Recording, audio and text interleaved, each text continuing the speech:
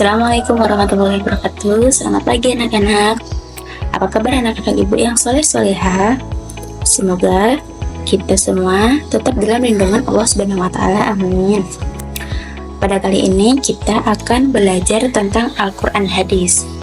Sebelum belajar, perkenalkan, nama Ibu Suli Murnianingsi dengan NIM 2286230041. Saat ini Ibu sedang kuliah di Universitas Nurul Huda dengan dosen pengampu Ibu Marlina MPDI. Sebelum kita belajar, angka baiknya kita berdoa terlebih dahulu. Berdoa mulai. Selesai. Oke, kita akan belajar dari bab 1 ya, yang berjudul Al-Quran sebagai pedoman hidupku. Nah, sekarang kita akan belajar tentang apa sih pengertian Al-Quran dan apa saja nama-nama lain Al-Quran beserta maknanya. Yang terakhir, apa fungsi Al-Quran. Nah, yang pertama, pengertian Al-Quran. Al-Quran adalah bacaan yang sempurna. Tidak hanya sempurna akan kandungannya, namun juga redaksi serta petunjuknya. Apa sih artinya redaksi? Redaksi adalah sebuah proses atau penyusunan ayat-ayat Al-Quran sehingga menjadi kitab suci yang utuh. Oleh siapa redaksi ini dilakukan? Oleh Nabi Muhammad SAW beserta para sahabatnya dengan wahyu yang diturunkan dari Allah Subhanahu wa Ta'ala melalui malaikat Jibril kepada Nabi Muhammad SAW.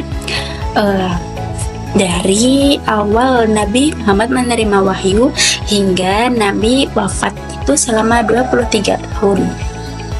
Yang selanjutnya, secara istilah para ulama memberikan pengertian Al-Quran adalah Al-Quran sebagai kalamullah yang menjadi mukjizat yang diturunkan ke dalam hati Nabi Muhammad SAW, diriwayatkan kepada kita secara mutawatir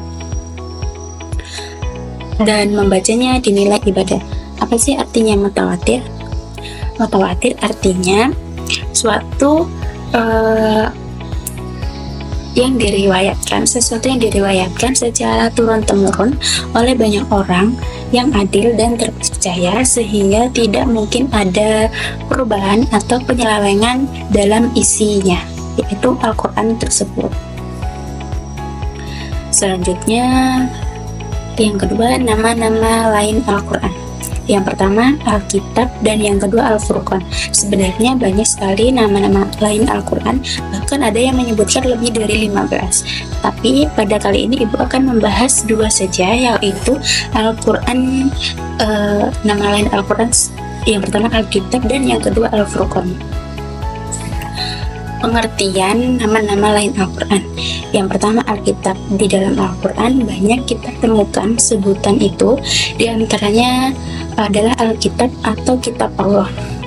Dapat kita temukan dalam Al-Quran surat Al-Baqarah ayat 2 yang bunyinya Bismillahirrahmanirrahim, Dzalikal kitabul la raiba fihi hudal lil muttaqin, yang artinya kitab Allah, kitab atau Al-Quran ini tidak ada keraguannya,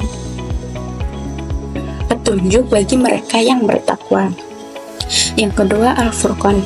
Allah Subhanahu wa Ta'ala telah menyebut Al-Quran dengan Al-Furqan dapat kita temukan pada surat Al-Furqan ayat 1 yang bunyinya Bismillahirrahmanirrahim, Tabarakalladzi nazzala al-furqana 'ala 'abdihi liyakuna lil 'alamina nadhira, yang artinya Maha Suci Allah yang telah menurunkan Al-Furqan atau Al-Quran kepada hambanya agar dia menjadi pemberi petunjuk kepada seluruh umat atau seluruh alam.